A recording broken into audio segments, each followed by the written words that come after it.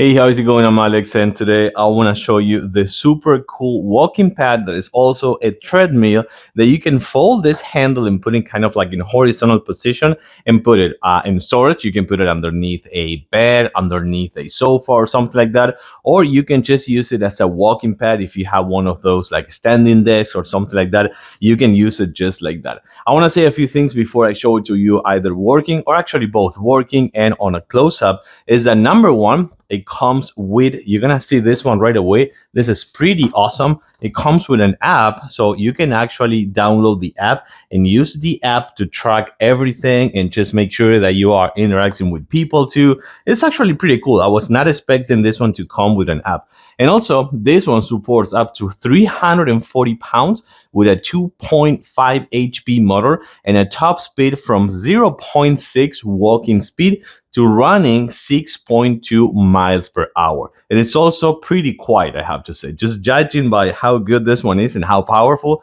it is also pretty quiet. So I like a few things about this one. Number one, that comes with this for your phone or your tablet or a book or something like that, but also comes with the buttons over here. If you don't want to use the buttons, you also have a super convenient remote controller, which we're going to be using today. But also remember that you have the buttons and this one, which is going to be the security thing for this one. Without this, it's not gonna work. So you can actually clip this one to your clothes, for example, or to your sleeve in case that you know something happens and you just want to make sure that this is well managed. And this is gonna be the handle that I was just telling you before. You can do this, you can lock it and forget about it if you want, or just fold it and put it in a horizontal position. And I do like that comes with a digital display over here, which is gonna show you the time, the speed, and the distance. And this is gonna be the on and off button, and this is where you're gonna put the cable, which I wish that it could have been a little bit longer because it's not super long. So take that into account. You need to either be close to a power outlet or use a prolonger.